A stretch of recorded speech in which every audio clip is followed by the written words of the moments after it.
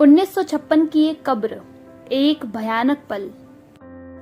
पिताजी जब तक जीवित थे सुनाया करते थे कि जिंदगी की पहली भयानक हैरानी उन्हें उस समय हुई थी जब एक बार परदेश जाते समय उन्होंने अपने नाना की संपत्ति में मिला हुआ गहनों और अशर्फियों से भरा हुआ एक ट्रंक अपने शहर गुजरावाला की एक पूजनीय भक्त महिला कहलाने वाली स्त्री के पास धरोहर के रूप में रखा था, और जिसने बाद में केवल यही कहा था, कैसा ट्रंक।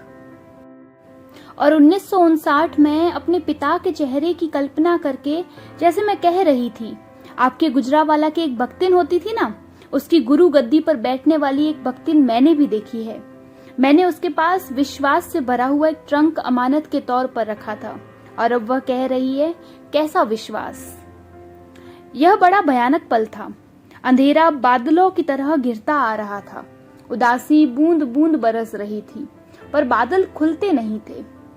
उस भले से चेहरे वाली लड़की को कई बरस प्यार किया था। बीते हुए दिन बादलों के नित बदलते हुए रूप की तरह आंखों के आगे कई रूप धारण करने लगे। सोचने लगी, यह मेघ माया ऐसी यादों के लिए तो नहीं बनी थी। शरीर में से जैसे कोई चुभी हुई सुइयां निकालता है, एक एक याद को लेकर एक एक कहानी लिखी। काले अक्षर, कर्मों वाली, केले का छिलका, और एक थी अनीता उपन्यास में शांति बीबी का पात्र। पर उस शांति बीबी ने जो जो कुछ किया था उसका जखीरा खत्म नहीं होता था। 1970 में फिर एक लंबी कहानी लिखी, 2 औरतें नंबर 5, और उस कहानी की मिस वी में लगा वह बहुत हद तक समा गई थी। वह छोटी सी बच्ची थी जब परिचित हुई थी। उसके परिचय का पूरा विवरण 2 औरतें नंबर 5 कहानी में है। उसके विवाह के समय मेरे पास पाकिस्तान के बचे खुचे 2-3 गहने थे, वे दे दिए थे। उनका गम नहीं था, सिर्फ यह था कि अंधेरा जब हंसता था तो वे गहने भी बहुत जोर से हंसते थे। फिर समय बीतने पर ध्यान से देखा तो लगा गहने नहीं, टूटे हुए विश्वास के टुकड़े थे जो अंधेरे में चमकते थे और हंसते थे।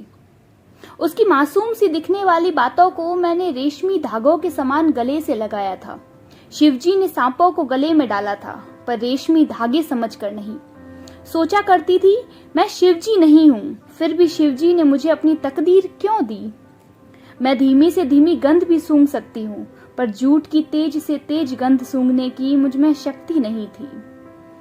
यह शक्ति मेरे पिता में भी नहीं थी।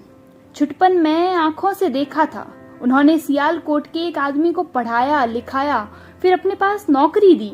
पर एक बार उसने पिताजी के एक पत्र के ऊपर की लिखत फाड़कर हस्ताक्षर वाले स्थान के ऊपर के खाली स्थान में नई लिखत लिख दी कि उन्होंने इतने 1000 रुपए, पूरी रकम अब मुझे याद नहीं है, उससे उधार लिए हैं, और कचहरी में दावा कर दिया। मैं उस व्यक्ति को मामा जी पुकारा करती थी।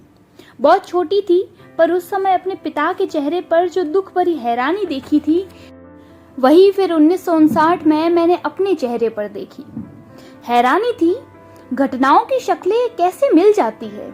इस लड़की की पढ़ाई के लिए किताबें दी थी, फीसें दी थी, बिल्कुल उसी तरह जैसे मेरे पिता ने एक रिश्तेदार बच्चे को पास रखकर पढ़ाया था। फिर आखिरी उम्र में जब वह जिला हजारीबाग चले गए, कुछ एकड़ जमीन खरीदकर एक बगीचा लगाने का उन्हें चाव था। उस लड़के को साथ ले गए थे। सब कुछ उस बगीचे के नक्शों की लकीरों में रह गया, और मियादी बुखार से उनकी जिंदगी खत्म हो गई। उनकी खरीदी हुई जमीन के बारे में कुछ समय तक पत्र आते रहे, फिर लंबी खामोशी छा गई। सोच भी नहीं सकती थी, पर पता लगा कि उस लड़के ने गैर कानूनी तौर से वह जमीन बेच दी थी और सारी रकम जेब में डालकर चुप्पी साध ली थी। उसके बारे में और इसके बारे में सिर्फ एक ही फिक्रा बचा रह गया था, यह सोच भी नहीं सकती थी, यह सोच भी नहीं सकती थी। यह 1959 का वही पल है जब मैंने उस लड़की को अंतिम बार देखा था और आकाश से एक तारा टूटते हुए देखा था। वह विश्वास का तारा था।